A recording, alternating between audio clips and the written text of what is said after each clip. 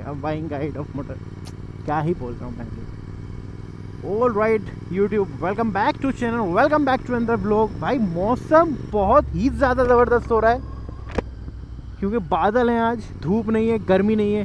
तो जो बॉडी है ना, उसने कहा कि चलो बाइक निकालते हैं, राइड पे चलते हैं। बट कल थोड़ा सा बारिश हुआ था तो बाइक काफ़ी ज़्यादा गंदा था, तो मैंने कहा धुलवाने से अच्छा है आज फिर बारिश होगी तो पहले एक छोटी सी राइड कर लें, आप लोगों से बातें कर लें कुछ, और राइड भी हो जाएगी और एक ब्लॉग भी हो जाएगा साथ में। और बाइक चलाई भी नहीं है मैंने, ऑलमोस्ट एक वीक से खड़ी भी थी बाइक, क्योंकि टाइम ही नहीं मिल पा रहा था। गर्मी में तो वैसे भी दिल कम ही करता है चलाने का, सुबह का और इवनिंग का ही वक्त मिलता है, शाम में तो निकाल नहीं पा रहा था।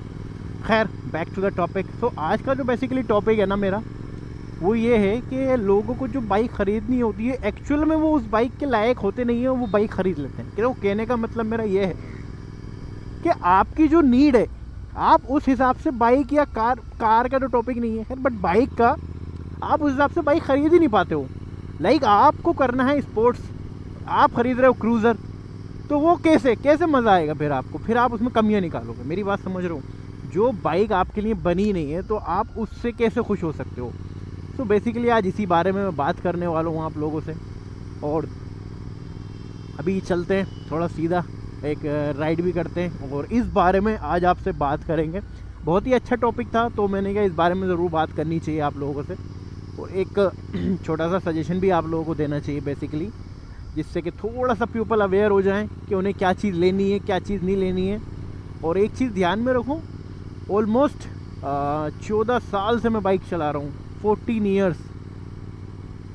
पहले मैंने अपाचे 150 चलाई है, उसके बाद मैंने अपाचे कह रहा हूँ, पल्सर 150 चलाई है, उसके बाद मैंने अपाचे 180 चलाई है, फिर RS 200 ऑन करी है, फिर हंटर 350 ऑन करी है, फिर अपाचे RR 310 ऑन करी है। अब ऑलमोस्ट 7 महीने से मैं GT 650 ऑन कर रहा हूँ। तो यू नो कि मुझे कितना एक्सपीरियंस है बाइक के मामले में, तो मैं इस मारे ये चीज़ आपसे शेयर कर रहा हूँ। और ये बात उन लोगों के लिए जो कि बेसिकली बाइकिंग कल्चर में न्यू आ रहे हैं, और जो अगर न्यू नहीं है, थोड़ी बहुत चलाना जानते भी हैं, तो वो जब उनको थोड़ा सा शौक़ बढ़ता है लेने का, तो वो बेसिकली क्या कहाँ पे गलत इन्वेस्ट कर रहे हैं, क्या सही इन्वेस्ट कर रहे हैं, उस बारे में बात करने वाले हैं। सो देखो भाई, अगर आप लोग नए नए बाइक में आ रहे हो और अभी आपके कॉलेज के दिन हैं, टू बी ऑनेस्ट, ठीक है ना, कॉलेज के या स्कूल डेज हैं बेसिकली, तो उसमें आपको बड़ी बाइक हायर सीसी लेने का कोई मतलब और कोई सेंस बनता ही नहीं है, क्योंकि जब तक आप रिच नहीं हो, अगर वो वैसे भी इंडिया में मोस्टली जनता रिच होती नहीं है भाई, मिडिल क्लास से ही ऑलमोस्ट हम तुम सब ऑलमोस्ट ज़्यादातर जनता मिडिल क्लास से बिलोंग करती है। तो उसके पीछे देखो रीज़न है बेसिकली, आपको पैसा वहाँ इन्वेस्ट करना है जहाँ आप सुखी, मतलब आपको वो फील दे, वो थ्रिल दे, हर एक चीज़। नो मैटर आप स्पोर्ट बाइक लो, क्रूज़र लो, एडवेंचर लो, स्पोर्ट टूरर लो, डर्ट बाइक लो, क्या लेना है कुछ भी ले सकते हो, लेकिन लेना वही है जिसके आप कैपेबल हो। सारा मकसद ही उसी चीज़ का है, समझ रहे हो। ये गाँव क्रॉस करते हैं पहले, फिर बात करते हैं आपसे। हाँ जी, तो बैक टू द टॉपिक। तो अभी मैं ये बोल रहा था जैसे कि आप कॉलेज में हो, अब आपकी नीड है अगर कि आपको कौन सी बाइक लेनी है। आप बेसिकली देखो, अगर आप कम्यूट कर रहे हो ना डेली, कॉलेज है या ऑफिस हैं, सिटी में रहते हो, बहुत ज़्यादा ट्रैफिक में रहते हो, तो आपको इन बाइकों की तरफ जाने की नीड है ही नहीं, सच में नहीं है, बिल्कुल नहीं है नीड। आप सिर्फ अपना एक पैसा बाउंड करोगे इन बाइकों में इन्वेस्ट करके, सच बता रहा हूँ, और आप परेशान हो जाओगे, गालियाँ बकोगे बाइक को कि मैंने क्यों इतना पैसा डाल दिया, क्यों पैसा बर्बाद कर दिया। उसके पीछे रीज़न है, रीज़न सॉलिड है। अभी मैं ये बाइक चला रहा हूँ, बहुत ही कमिटेड पोस्चर पर बैठा हूँ। तो अभी मैं हाईवे पे जा रहा हूँ तो ठीक है, मतलब खुले रोड पे जा रहा हूँ तो ठीक है, अभी ट्रैफिक नहीं है। लेकिन अगर यहीं ट्रैफिक होएगा, एक क्लिप ऐड कर रहा हूँ ट्रैफिक की, उस टाइप का अगर ट्रैफिक होता है तो सोचो क्या हालत होती है। लगभग एक बार दिल्ली का जाम देख लो, मतलब तो समझ रहे हो, इस ट्रैफिक में अगर आप चलाओगे, मान लो आप दिल्ली में रहते हो, कितना ज़्यादा ट्रैफिक होता है, तो उस हिसाब से आपको बाइक ख़रीदनी है। अभी आप कॉलेज में हो, 150 सीसी 125 सीसी, जैसे कि हमारी स्प्लेंडर हो गई, पैशन प्रो हो गई, बेस्ट बाइक्स हैं भाई, बेस्ट बाइक्स हैं। आप उनमें से ईजिली कोई भी बाइक ख़रीद सकते हो, नो मैटर, समझ रहे हो। बहुत अच्छी बाइक्स हैं, फ्यूल इकोनॉमी अच्छी है, हर एक चीज़ देखनी पड़ती है जब बंदा बाइक ख़रीदता है। तो अगर आप जितने ज़्यादा ऊपर जाते रहोगे, 125 से 200 पे जाओगे, तो फ्यूल इकोनॉमी भी कम होगी, सर्विस का खर्चा ही बढ़ेगा, पार्ट्स की मेंटेनेंस कॉस्ट भी बढ़ेगी, हर एक चीज़ बढ़ेगी।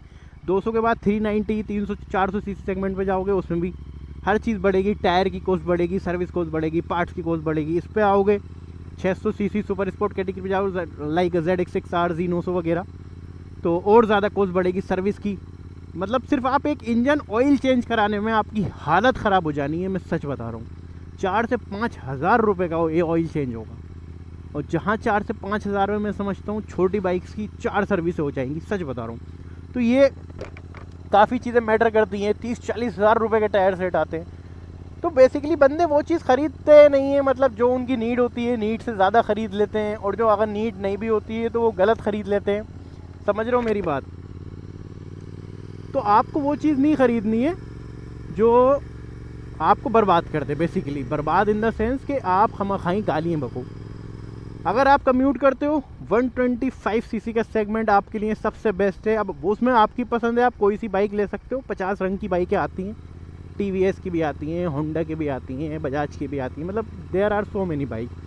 तो कोई वो नहीं है, मतलब कोई सी भी ले सकते हो, ठीक है ना। उसके ऊपर जस्ट अगर आप कॉलेज हो, कॉलेज में थोड़ा सा आपको शोबाजी करनी है, रोला दिखाना है थोड़ा सा, तो 200 टू मतलब 150 से 250 सीसी का segment is enough. RS 200, NS 200 है, डोमिनार, ड्यूक 250 ड्यूक वाला सेगमेंट, RC 200 है।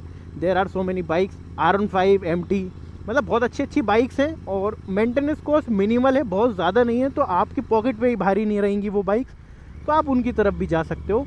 और अगर आपको, अब जो मैंने स्पोर्ट्स बाइक तो बता दी, उसमें देखो स्ट्रीट नेकेड भी आती हैं, और एडवेंचर बाइक्स भी आती हैं, ESD वगैरह की, KTM की 250 एडवेंचर आती है।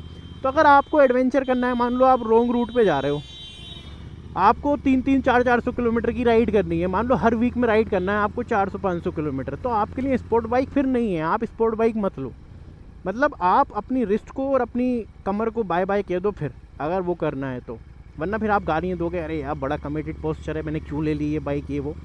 तो बी सेंसिबल, समझ रहे हो मेरी बात? उसी हिसाब से बाइक लो जो आपकी नीड को पूरा कर सके। अगर आप ज़्यादा ट्रैवलिंग कर रहे हो तो डेफिनेटली आपको एडवेंचर बाइक लेनी चाहिए, उससे अच्छा ऑप्शन कोई नहीं है। ना आप ज़्यादा थकोगे, और वैसे भी जो आपकी नीड है वो उसको पूरा कर देगी।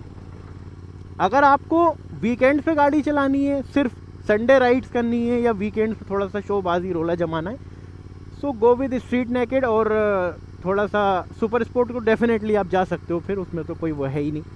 संडे राइड्स के लिए अगर कभी कभी ट्रैक डेज करने हैं तो डेफिनेटली आपको सुपर स्पोर्ट ही लेनी चाहिए। बट थोड़ा सा मिक्सचर करना है, संडे राइड भी करनी है, इक्का दुक्का लॉन्ग राइड भी करनी है, तो आपके पास स्ट्रीट नेकेड का बहुत अच्छा ऑप्शन होता है कि आप उस पर डेफिनेटली जा सकते हो। और अगर आपको मतलब संडे राइड्स वगैरह बहुत ना की बराबर करनी है, कभी इत्तेफाक से करनी है, और टूरिंग भी करनी है साथ में बहुत ज़्यादा, तो आप स्पोर्ट टूरर की तरफ को जा सकते हो, जैसे कि RS 200 हो गई, और भी ये जिक्सर 250 हो गई, SF जिक्सर 250 जो आती है ना फेयरिंग वाली, वो।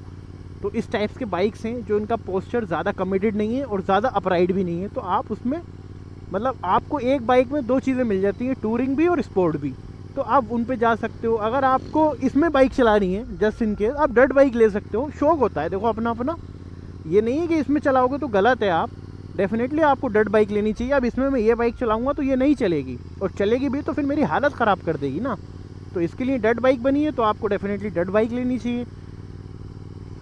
और जितना ऊपर बढ़ोगे भाई खर्चे बढ़ेंगे, पहले ही बता रहा हूँ।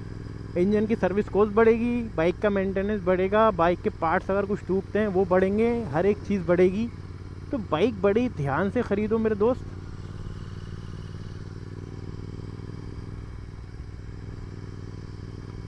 सो यार ये कुछ था मेरा बाइंग गाइड, मतलब क्योंकि ये मैं वीडियो जस्ट इसलिए बना रहा हूँ, वैसे तो कोई ज़्यादा पर्पस नहीं है, लेकिन सिर्फ पर्पस इसलिए है क्योंकि मोस्टली जो लोग हैं ना वो गलत बाय कर लेते हैं बाइक को।